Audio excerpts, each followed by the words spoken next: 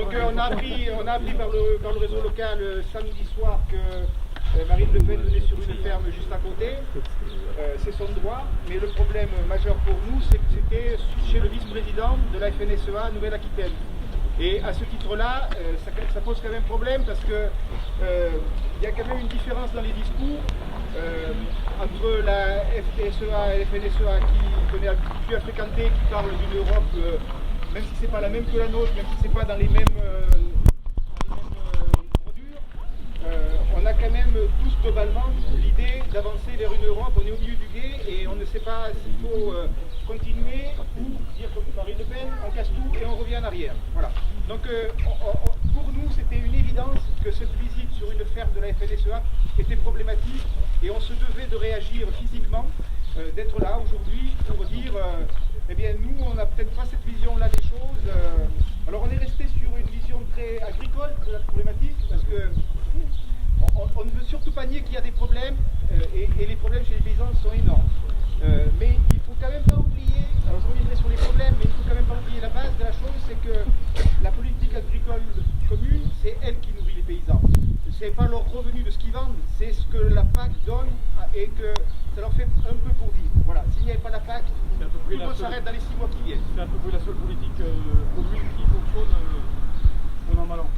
Et pour notre région Limousin, où on produit des boutards, la moitié de nos boutards partent en Italie, ça veut dire que si on ferme les frontières, qu'est-ce qu'on fait de nos bêtes?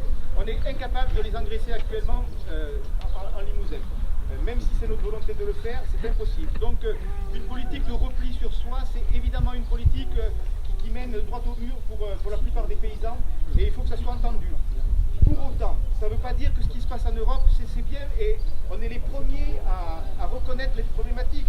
L'Europe s'est agrandie rapidement dans ces derniers temps, en absorbant des pays dans lesquels il y a des différences sociales, environnementales, qui sont phénoménales avec nous. On se retrouve sur un marché commun à échanger des produits qui n'ont pas été produits avec les mêmes contraintes, de ces deux sortes-là, au moins. Et pour nous, c'est une concurrence parfaitement déloyale. Mais à la différence du Front National, nous, notre discours, c'est de dire, on construit. On a des problèmes, on les règle, les uns après les autres. Et on y arrivera. Ils se sont battus, Patrick le dira aussi, c'est hyper symbolique qu'elles viennent ici à Limousin.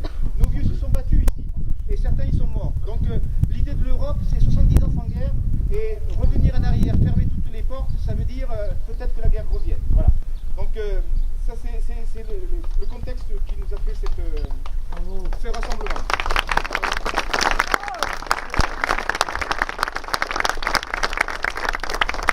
Pour les aspects administratifs, clairement, on a appelé à ce qu'il n'y ait que 2 drapeaux, celui de la conf du modèle, c'est-à-dire c'est un rassemblement de paysans pour défendre les paysans et uniquement les paysans. On ne fait pas de politique ici, on essaye juste de défendre nos intérêts. Évidemment, la politique se mêle un peu à l'histoire. L'idée de l'agriculture, l'idée qu'on fait nous de l'agriculture et du monde paysan qui est assez commune entre nos deux syndicats, mais qui est vrai, en tout cas complètement différente de ce que prône le syndicat majoritaire.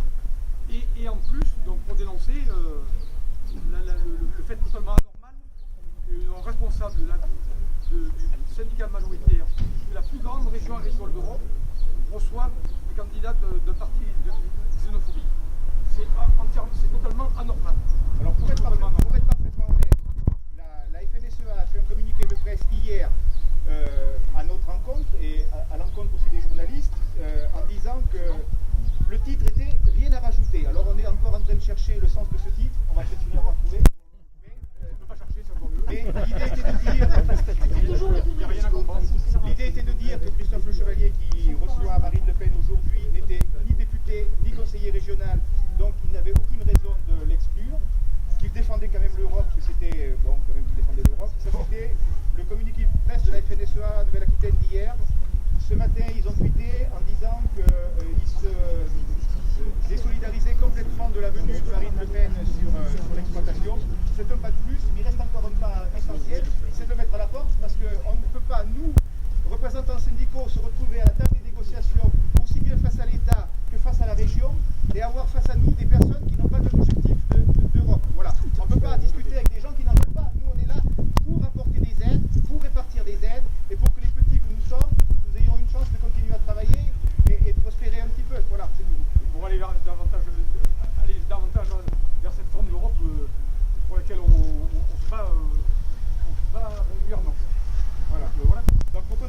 politique. Donc on a décidé qu'à 6 heures, ce rassemblement se terminait. On n'appelle pas aucune personne à aller là-bas. Si certaines veulent y aller, c'est leur problème à eux. Mais nous n'appelons pas y aller, nous n'appelons pas à les fréquenter.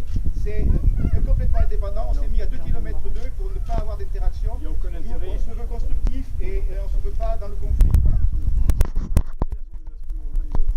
Il manque que ça et nous, absolument pas. Donc on vous remercie d'être là parce que c'est un symbole fort et nombreux sont ceux qui se sont excusés et qui travaillent parce que c'est une heure assez grave. J'ai quand même eu ce matin le coup de téléphone d'un adhérent de base de la FDSE européenne qui se désolidarise totalement, qui a dit qu'ils attendent rapidement une mise au point de la part de leur bureau départemental, sinon il va déchirer sa carte et il ne sera pas seul, il n'aura beaucoup. Et les gens sont très mal. C'est vrai que... Et accessoirement, c'est la coordination qui se porte les mêmes parce qu'on les a toujours accusés de fachos et c'est l'arroseur arrosé. Voilà.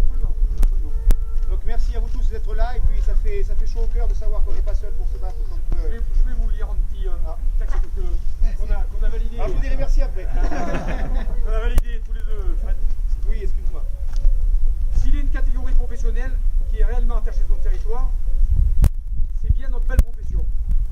Et s'il y a des gens qui sont attachés à ces valeurs, ce sont bien les paysans qui vivent et travaillent sur ces territoires. Or, il se trouve que le Limousin, terre d'excellence dans ses productions agricoles, est aussi cette terre de résistance qui a sans hésiter pris les chemins des bois et autres frondaisons pour défendre ses valeurs. Et bien sûr, les paysans attachés au pays ont donné de leur temps, de leur vie pour qu'aujourd'hui nous puissions être rassemblés ici. Cette belle et haute terre limousine a vu en des temps noirs se former des groupes de combattants, dont ces valeureux maquis du pays des Feuillardiers, mais aussi plus autour du Mont Gargan, autour du préfet du Maquis, une armée dont l'essentiel des compagnons étaient des paysans. Nos anciens ne s'y étaient pas trompés, voyant débarquer l'intolérance, l'inhumanité. Ils savaient bien que le pays avait à perdre, et bien trop nombreux ont laissé leur vie pour que nous puissions vivre libres et vivre fraternellement avec les habitants et plus particulièrement les paysans européens.